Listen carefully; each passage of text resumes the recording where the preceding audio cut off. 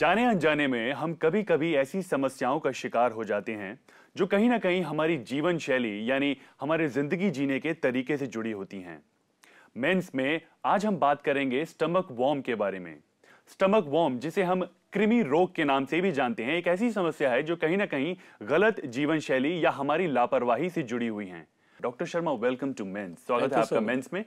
सबसे पहले हम आपसे ये जानना चाहेंगे कि स्टमक वॉर्म की फॉर्म्स क्या होती हैं और इनका मुख्य कारण क्या होता है किसी भी व्यक्ति में होने का। देखिए देवेश, हम भारत में रहते हैं और भारत को अगर हम जानना चाहें तो उष्ण कटिबंधीय देश माना जाता है। ये यहाँ पे टेम्परेचर इम्बैलेंसिंग इतनी ज़्यादा होती है और तापमान का जो स्टेटस होता है उसकी वजह से यहाँ पे जो कीटाणु हैं, चाहे वो बैक्टीरियाज हैं, चाहे वायरसेस हैं और चाहे फिर कृमि है जी, ये बहुत ज़्यादा पनपते हैं और जाने अनजाने में हम किसी ना किसी तरह के तरीके से इनकी चपेट में आ जाते हैं और उसकी वजह से हम इनका शिकार हो जाते हैं। तो ये यहाँ का वातावरण है जो इन चीज़ों को बहुत ज़्यादा पैदा करता है। और यहाँ पे अगर हम थोड़ी सी लापरवाही कर जाए, अब क्योंकि ये मिट्टी से भी फैलते हैं, पानी से भी फैलते हैं, खाने से भी फैलते हैं, सिर्फ ज़रूरत ये होती है कि हम ये जान लें कि किस चीज़ से, कहाँ से, कैसे इनका हम शिकार बन जाते हैं। अब इनकी फॉर्म्स के बारे में अगर देखा जाए तो एस्केरिस लिम्ब्रिकॉइडिस है, लिवर फ्लूक है, टेप वॉर्म है, हुक वॉर्म है, ये बहुत सारी ऐसी स्पीसीज होती हैं जो इन कीड़ों की मानी जाती हैं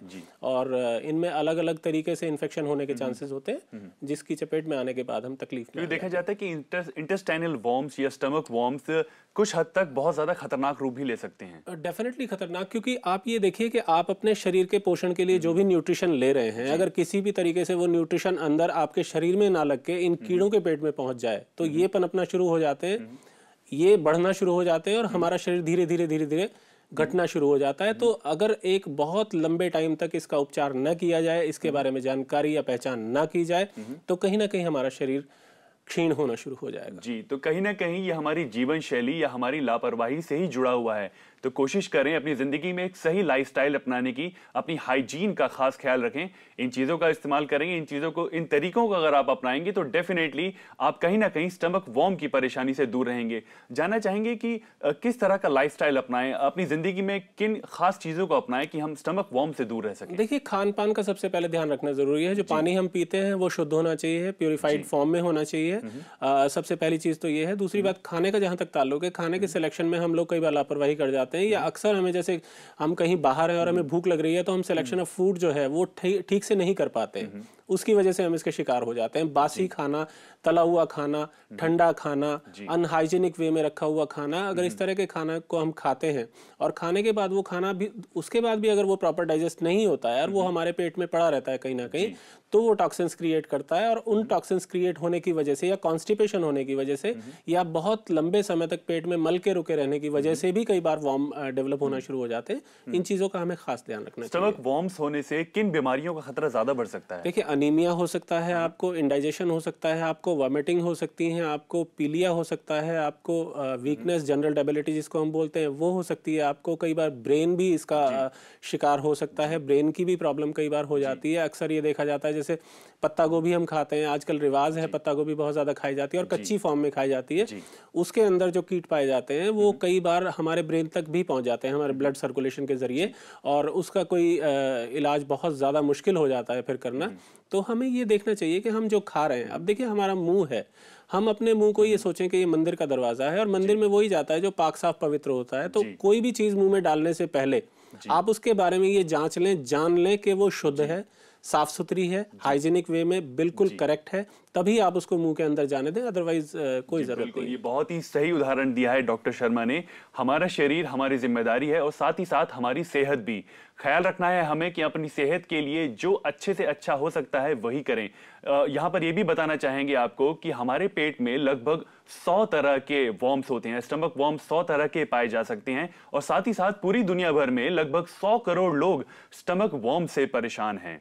स्टमक वॉर्म्स जब किसी भी व्यक्ति में हो जाते हैं तो क्या सिम्टम्स होते हैं, क्या ऐसी पहचान होती हैं जिनसे हमें पता लग सकता है हमारे शरीर में ये समस्या उत्पन्न हो रही है? देखिए, धीरे धीरे अनीमिया होना, चेहरे का पीला पड़ना, आपके एनर्जी लेवल का डाउन आना, आपको इंडाइजेशन होना, आपको वोमिटिंग सेंसेशन होना, आपको भूख कम लगना, आपको थकान महसूस होना, आपका जो एनर्जी लेवल है, जितने लेवल तक आप काम करते हैं आमतौर पे उतना ना कर पाना, तो इस तरह के जो लक्षण हैं, अगर इनमें से कोई भी लक्षण आपके अंदर है तो कहीं ना कहीं आप वॉर्म्स का शिकार शिकार हैं और भारत में बहुत ज्यादा लोग वॉर्म्स के शिकार हैं।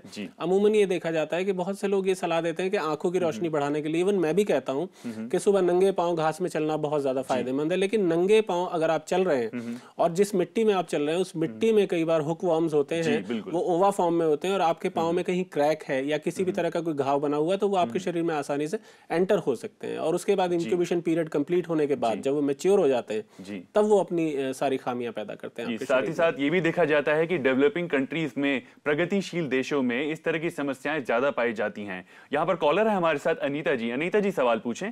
हेलो जी कहें। Good evening sir.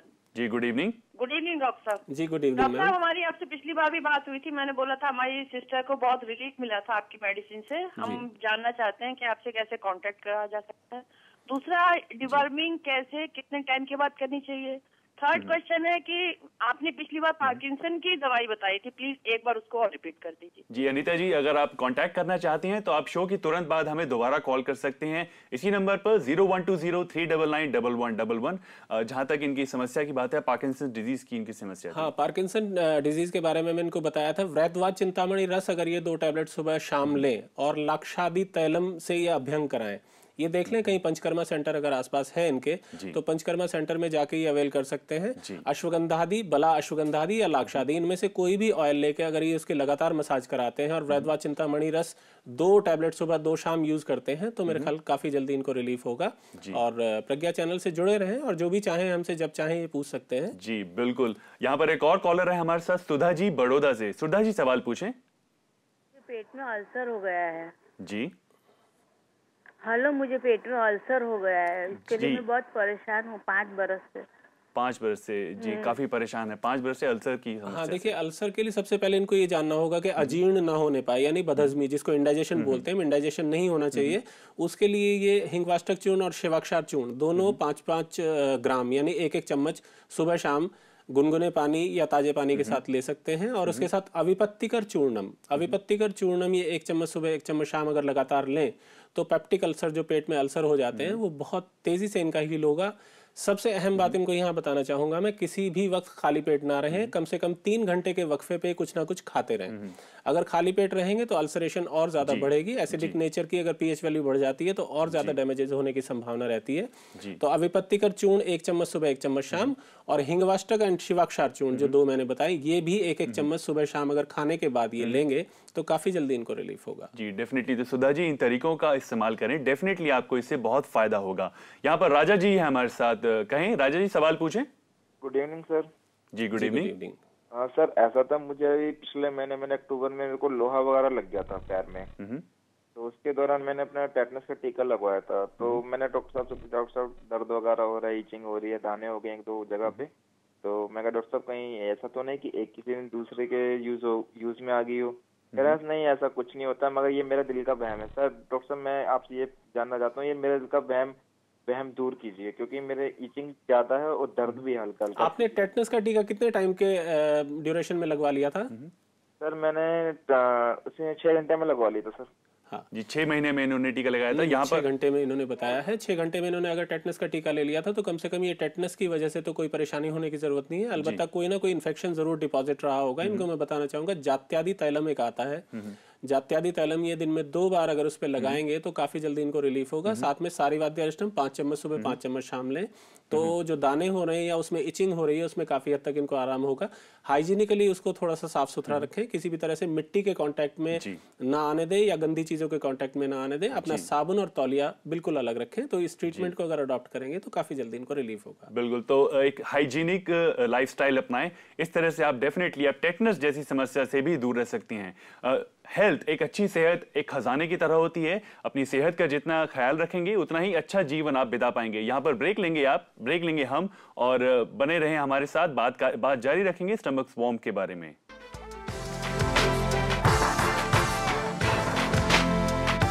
Health is not valued till sickness comes, यानी अच्छी सेहत की कद्र तब तक नहीं होती जब तक हम बीमार नहीं पड़ते।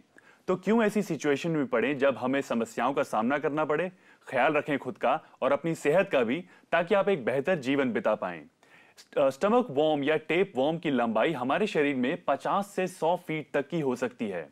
ये इतनी लंबी भी हो सकती है कि आपको समस्याओं का एक शरीर में एक गढ़ बना दें और आपको बहुत ही ज्यादा परेशानी हो इसकी वजह से। यहाँ पर एक कॉलर है हमारे साथ, कहें। हेलो। हेलो, सवाल पूछें। सर मेरी बेटी है 6 इयर्स की, उसको ना उसका वेट नहीं बढ़ रहा है और चेहरा भी बिल्कुल मतलब पानी नहीं हो जैसे ऐसा हो गया है जी। और दूसरी चीज उसके ना गाल में मसीटे से हो गए हैं, तो उसके लिए कुछ ट्रीटमेंट बता दीजिए प्लीज। देखिए, अनीमिया की शिकार हो सकती है बच्ची और कहीं ना कहीं वॉर्म्स का भी शिकार हो सकती है, जैसे उसका जो ग्रोथ है वो प्रॉपर नहीं हो पा रही है, या माल न्यूट्रिशन का शिकार भी हो सकती है। तो मैं इनसे रिक्वेस्ट करूंगा सबसे पहले तो उसके खाने के बारे में ये निश्चित करें कि खाना जो उसको देना चाहिए क्या वो न्यूट्रिटिव पॉइंट से वो दे पा रहे हैं या नहीं। दूसरी बात, 6 साल की बच्ची है, इनको मैं बताना चाहूँगा बिलवादी लेहम के नाम से एक मेडिसिन आती है। बिलवादी लेहम आधा चम्मच सुबह आधा चम्मच शाम उसको दें।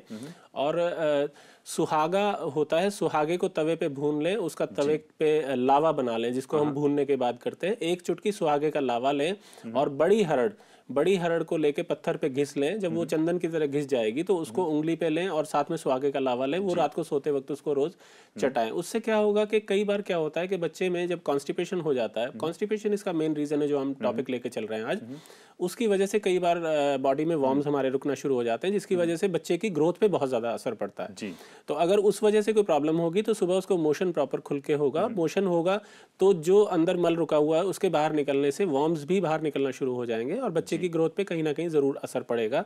और जो बिलवादी लेहम मैंने बताया है, अगर ये नहीं मिल पाता है तो बेल का मुरब्बा भी इस्तेमाल कर सकते हैं। बेल के मुरब्बे का कम से कम 5 ग्राम का टुकड़ा ये रोज सुबह शाम उसको खिलाएं। उससे क्या होगा कि जो आम दोष होता है, जो अनडाइजेस्टेड फूड हमारे बॉडी में रुक जाता है, कई बार वो भी हमारी बॉडी की ग्रोथ पे बहुत ज्यादा असर डालता है। तो बच्चे की अगर ग्रोथ उससे रिलेटेड है तो उसमें उसको काफी जल्दी रिलीफ होना शुरू हो जाएगा। बिल्कुल। यहाँ एक और कॉलर जुड़ गए हैं हमारे साथ, कहें। सोनी जी, सवाल पूछें। हेलो जी, सवाल पूछें। हाँ, मैं नर्मदा कुमार सोनी जी, कहें। मेरे लड़के के पेट में लड़के के पेट में 6 महीना 4 महीना बाद दर्द होते रहते हैं। जी, कहें। बच्चे की एज कितनी है? जी, लगता है संपर्क नहीं इनके साथ। बार बार दर्द होता है इनके बच्चे के पेट में दर्द होना कहीं ना कहीं कोलाइटिस का वो शिकार है। कोलाइटिस मींस जो इंटेस्टाइन्स में हमारे इन्फ्लेमेशन हो जाती है, वो भी कई बार वॉर्म्स की वजह से हो सकती है। लेकिन अगर ये हमें दोबारा कॉल करें और ये बच्चे की एग्जैक्ट एज बताएं तो शायद हम इनको लाइन ऑफ ट्रीटमेंट आसानी से बता पाएंगे। तो एक बार दोबारा संपर्क करें, बच्चे की आयु बताएं और उसके बाद हम इनको ट्रीटमेंट बता सकते हैं। स्टमक वॉर्म्स में ज्यादातर देखा जाता है कॉन्स्टिपेशन के साथ साथ मुंह में बदबू आने की भी समस्या होती है। देखिए, मुंह में बदबू आना एक आम निशानी है कि आपके पेट में वॉर्म्स हैं। उसके अलावा नाक में बार बार खुजली होना, एनल एरिया में बार बार खुजली होना, या कई बार आपने देखा होगा कि रात को कोई भी आदमी सोता है या बच्चा सोता है तो जो पिलो है उसका, उसके पिलो पे मुंह से लार निकलना शुरू हो जाती है, वो गीला होके मिलता है, तो मुंह से लार आना, ये भी वॉर्म्स की निशानी है। तो इनमें से कोई भी चीज अगर होती है, या कई बार बैठ के काफी देर जब उठते हैं, उठते टाइम जब चक्कर आते हैं हमें, या घूमना सिर शुरू हो जाता है, वो भी कहीं ना कहीं इस तरफ इंडिकेट करता है कि हम अनीमिया के या वॉर्म्स के शिकार होने वाले हैं या हो रहे हैं। तो अगर इस तरह का कोई भी लक्षण परिलक्षित होता है तो इमीडिएटली अपने डॉक्टर को ये कांटेक्ट करें और बताएं ताकि टाइम पे डायग्नोसिस हो सके। तो इस तरह के अगर कुछ भी सिम्टम्स आपको अपने शरीर में नजर आते हैं तो इन्हें नजरअंदाज बिल्कुल ना करें, जितना जल्द हो सके डॉक्टरी सलाह लें। यहाँ पर पूनम जी हैं हमारे साथ, कहें। गुड इवनिंग डॉक्टर साहब। जी, गुड इवनिंग मैम। डॉक्टर साहब, मेरे ना नेवल के करीब 2-3 इंच ऊपर स्टमक में कभी कभी थोड़ा बहुत पेन होता है और खाना खाते ही ऐसा हो जाता है कि जैसे बहुत भारीपन हो गया। कुछ महीने बाद मुझे ये प्रॉब्लम हो जाती है। मैं तला वाला कभी कुछ नहीं खाती हूँ, पर डाइट भी बहुत कंट्रोल्ड है मेरी, पर फिर भी मुझे ऐसा क्यों होता है? जी हाँ, देखिए नेवल के ऊपर इन्होंने बताया एपिगैस्ट्रिक रीजन हम इसको बोलते हैं। एपिगैस्ट्रिक रीजन में अगर इनको पेन होता है, कहीं ना कहीं इनको स्टमक में ये प्रॉब्लम है। जैसे पेप्टिक अल्सरेशन अभी एक हमारे कॉलर ने बताया था, हो सकता है ये उसकी शुरुआत हो। तो इनको मेडिसिन के तौर पे मैं बताना चाहूंगा, अविपत्तिकर चूर्ण 1 चम्मच सुबह 1 चम्मच शाम लें, और साथ में एक इनको बड़ी अचूक औषधि में बता रहा हूँ, आंवले का चूर्ण ले लें और साथ में मिश्री का चूर्ण ले लें, संभाग दोनों को मिला लें। आंवला पाउडर और मिश्री पाउडर जो कूजे वाली मिश्री आती है, धागे वाली मिश्री मार्केट में मिलती है, उसका पाउडर मिला लें और संभाग दोनों को मिला के 1 चम्मच सुबह 1 चम्मच शाम लगातार लेना शुरू करें। तो अविपत्तिकर चूर्ण 1 चम्मच सुबह 1 चम्मच शाम, और साथ में मिश्री और आंवला चूर्ण का कॉम्बिनेशन। और इसके साथ एक मेडिसिन आती है कुटजारिस्टम 5 चम्मच सुबह 5 चम्मच शाम लें। ये इस्तेमाल करना शुरू करें और मैं ये समझता हूँ कि बहुत जल्दी इनकी कॉल दोबारा से आएगी कि इनको बहुत ज्यादा रिलीफ हो गया है। बिल्कुल, तो पूनम जी सही इलाज अपनाएं। इलाज अगर सही तरीके से अपनाएंगी तो डेफिनेटली आपको इसका फायदा जल्द से जल्द होगा। एक ब्रेक लेंगे यहाँ पर और बात जारी रखेंगे स्टमक वॉर्म्स के बारे में। बने रहें हमारे साथ।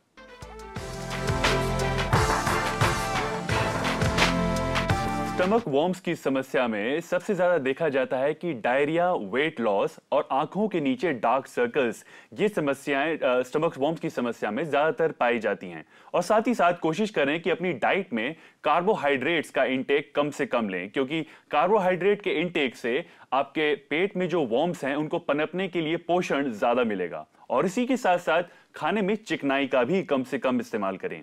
डॉक्टर शर्मा, और क्या क्या ऐसे तरीके हैं और क्या क्या ऐसे टिप्स हैं जिनके इस्तेमाल से हम खुद को स्टमक वॉर्म से बचा सकते हैं? देखिए, सबसे पहले तो जो आमतौर पे जो हमारे इर्द गिर्द जो चीजें हो रही हैं मैं उनके बारे में बताना चाहूंगा। जैसे शादी या पार्टी में आप जाते हैं, आप सबसे पहले सलाद लेते हैं, सलाद लेना बंद कर दें। किसी भी हालत में सलाद ना लें, क्योंकि वो हाइजीनिकली साउंड नहीं है। एक बात। दूसरी बात, रेस्टोरेंट से या होटल से जो हम खाना लाते हैं, कई बार मैंने माओं को देखा है कि वो रात को लाके फ्रिज में रख देंगे और सुबह फिर उसको गर्म करके अपने बच्चे के टिफिन में रख के स्कूल भेज देंगे, या फिर अपने जो भी घर में लोग हैं, यानी कोशिश करें जितना हो सके फ्रेश फूड खाएं। हाँ, किसी भी हालत में उसमें बहुत ज्यादा 100% चांसेस हैं वॉर्म्स होने के, तो इस तरह की चीजों को इस्तेमाल ना करें। और किसी भी तरह से पानी अगर कहीं भी पीना चाहते हैं तो पानी के बारे में जांच लें कि वो साफ सुथरा है। बासी खाना बिल्कुल भी नहीं खाना है। रॉ वेजिटेबल्स बिल्कुल नहीं खानी है जब तक कि वो अच्छे से क्लीन ना की गई हूँ, बल्कि स्टीम्ड हो तो बेटर है। अगर इन चीजों की तरफ ध्यान देंगे तो हम इनसे आसानी से बच सकते हैं। और साथ ही साथ अगर आप स्विमिंग करते हैं तो ध्यान रखें कि आप क्लोरीन वाटर में ही स्विमिंग करें, क्योंकि स्विमिंग पूल से भी ये वॉर्म्स फैलने का खतरा ज्यादा हो सकता है। कॉलर है हमारे साथ नीलम जी। नीलम जी, सवाल पूछें। नीलम जी, क्या आप लाइन पर हैं? हाँ जी, हेलो सर। जी नमस्कार, सवाल पूछें। हाँ सर, हमें अपने पति के बारे में बात करनी है। जी कहें। ये पार्किंसन डिसीज के बारे में। इनको 10 साल से ये बीमारी है सर। मेरी पूरी बात सुन लीजिएगा। जी। हमने बहुत इलाज करवाया है इनका, आयुर्वेद, होम्योपैथिक, एलोपैथिक सब में, लेकिन कोई भी तक रिलीफ नहीं हुआ। करीब 10 साल से है ये। तो इसके लिए आप क्या बता रहे हैं? जी, काफी समस्या। देखिए, पार्किंसन डिजीज से काफी लंबे टाइम से पीड़ित हैं और इन्होंने ट्रीटमेंट भी ली है। इनको मैं सजेस्ट करना चाहूंगा, शायद उन्होंने वो ट्रीटमेंट नहीं कराया होगा। आयुर्वेद में पंचकर्मा थेरेपी एक होती है। पंचकर्मा थेरेपी में सीक्वेंस वाइज पार्किंसन डिजीज का ट्रीटमेंट किया जाता है, जिसमें बस्ती होती है एक अहम। बस्ती में कुछ मेडिसिनल डिकॉक्शंस होते हैं जिसको एनल रूट के थ्रू हम बॉडी के अंदर इंसर्ट करते हैं। एक दूसरी बात, उसमें अभ्यंगम होता है। अभ्यंगम में जैसे मैंने अभी एक पहले कॉलर को बताया था, कुछ स्पेशलाइज्ड ऑयल होते हैं जो इनकी एज और डिजीज की सीवियरिटी के बिहाफ पे हम कॉम्बिनेशन बनाते हैं। उनका अभ्यंग कराएं, यानी उन तेलों के कॉम्बिनेशन से इनकी मसाज कराएं। और साथ में मेडिसिन आती है, जैसे मैंने अभी बताया था, वृहदवा चिंतामणि रस एक मेडिसिन आती है। 2 टैबलेट सुबह 2 शाम दें और अभ्यंगम कराएं और बस्ती कराएं। अगर पंचकर्मा ट्रीटमेंट, मैं दोबारा से नाम लूंगा, पंचकर्मा ट्रीटमेंट प्रॉपर ये फॉलो करते हैं तो मेरे ख्याल किसी और थेरेपी की इनको जरूरत नहीं पड़ेगी और निश्चित तौर पे इनको रिलीफ होगा। जी डेफिनेटली। तो नीलम जी, बीमारी चाहे कितनी भी पुरानी हो, अगर आपका आत्मविश्वास आपके साथ है, अगर आपका सहयोग आपके पति के साथ है, तो डेफिनेटली उनका इलाज जल्द से जल्द हो सकता है। यहाँ पर हम एक बात और जानना चाहेंगे, जो लोग स्विमिंग पूल में जाते हैं, खासकर देखा जाता है कि स्विमिंग पूल एक ऐसी जगह है जहां पर बहुत ही जल्द कोई भी इन्फेक्शन, स्किन इन्फेक्शन हो या स्टमक से रिलेटेड कोई भी इन्फेक्शन हो, फैलने का खतरा ज्यादा होता है। जी, कंपैरेटिवली देखिए, स्किन के इन्फेक्शन ज्यादा होते हैं, आईज की प्रॉब्लम ज्यादा होती है, ईयर्स की प्रॉब्लम ज्यादा होती है, नोज की प्रॉब्लम, लैरिंक्स की प्रॉब्लम, ये बहुत ज्यादा होती हैं, क्योंकि उसमें बैक्टीरियाज और वायरसेस के होने का खतरा बहुत ज्यादा रहता है। बट अगर वो प्रॉपरली ट्रीटेड नहीं है, जैसे आपने जिक्र किया अभी क्लोरीन का, क्लोरीनेटेड नहीं है या किसी भी तरह से उसमें किसी तरह की कोताही बरती गई है और उस पानी को स्वॉलो कर लिया जाए और उस पानी में किसी तरह के ऐसे इन्फेक्शन हो जो वॉर्म्स को क्रिएट करते हो, तो इस प्रॉब्लम के होने की ज्यादा संभावना रहती है। तो उसमें प्रिकॉशन रखें। बिल्कुल, तो प्रिकॉशंस लेने बहुत जरूरी है। यहाँ पर हरीश जी है हमारे साथ। हरीश जी, सवाल पूछें। जी सवाल पूछें हरीश जी। जी लगता है संपर्क नहीं है इनके साथ। आखिरी में हम एक फाइनल टिप्स आपसे लेना चाहेंगे, जो लोग स्टमक वॉर्म से पीड़ित हैं, किस तरह की जीवन शैली उन्हें अपनानी चाहिए? देखिए, जैसे मैंने अभी बताया, ताज़ा खाना खाएं। और इसमें अहम बात मैं एक और जोड़ना चाहूँगा, जो मांसभक्षी लोग हैं, जो नॉन वेजिटेरियन खाते हैं, नॉन वेजिटेरियन खाने से सबसे ज़्यादा चांसेस होते हैं इसके फैलने के, क्योंकि लिवर फ्लूक है, जैसे पोर्क मीट है या फिर फिश है, इनसे बहुत ज़्यादा चांसेस होते हैं। तो कोशिश करें कि उससे दूर रहें। लेकिन कुछ कम्युनिटीज़ में इसको बहुत ज़्यादा अहमियत दी जाती है। अगर इस तरह की कोई बात है तो उसकी गुणवत्ता को जांच लें कि वो बहुत टाइम तक रखा हुआ तो नहीं है, या उसमें इन्फेक्शन तो नहीं पनप रहा है, या वो किसी तरह से बासी तो नहीं हो गया है। इन सारी चीज़ों को जांचने के बाद ही उसका सेवन करें। लेकिन अगर नहीं करेंगे तो कहीं ना कहीं वो अपनी एज को भी बढ़ाएंगे, अपनी हेल्थ को भी बढ़ाएंगे, और अपनी खुशियों को बढ़ाएंगे, और अपनी रिस्पॉन्सिबिलिटीज जो उनके परिवार के प्रति है, इस तरह की बीमारियों से पीड़ित होने से जो बाधित हो सकती हैं, उनसे कहीं ना कहीं अपने आप को बचा पाएंगे। तो इस तरह से अपनी जबान पे कंट्रोल रखें, बोलने के साथ साथ खाने के लिए भी। यानी अगर अपनी जबान पे कंट्रोल रखेंगे, टेस्ट के हिसाब से हर चीज को खाएंगे नहीं, तो कहीं ना कहीं वो अपने आप को इस बीमारी से बचा पाएंगे। खाने के साथ साथ जरूरी है कि खाने को पूरी तरह पका कर खाएं, उसे कच्चा बिल्कुल पका के खाएं। इवन कच्चे फ्रूट्स जो होते हैं, जो कच्चे फल होते हैं, उनके खाने से भी वॉर्म्स क्रिएट होते हैं। कच्ची सब्जियां होती है, उनसे भी वॉर्म्स होते हैं। आजकल जैसे पालक है, मूली है, बथुआ है, या इस तरह की जो हरी सब्जियां आ रही हैं, वो रिवाज है कच्चा खाने का, तो वो कच्चा ना खाएं, उसको अच्छे से वॉश करके स्टीम्ड पोजीशन में उसको खाएं तो ज्यादा बेटर होगा। बिल्कुल। डॉक्टर मुकेश शर्मा, मेंस में आज ये जानकारी देने के लिए बहुत बहुत शुक्रिया। My pleasure. If you're healthy, then every day for you is the best day of the year. यानी अगर आप स्वस्थ हैं तो हर दिन आपके लिए साल का सबसे अच्छा दिन है। और स्वस्थ जीवन अगर आप बिता रहे हैं तो आपके लिए हर दिन होली है और हर रात दिवाली है। तो स्वस्थ रहें, खुश रहें और एक स्वस्थ जीवन बिताएं।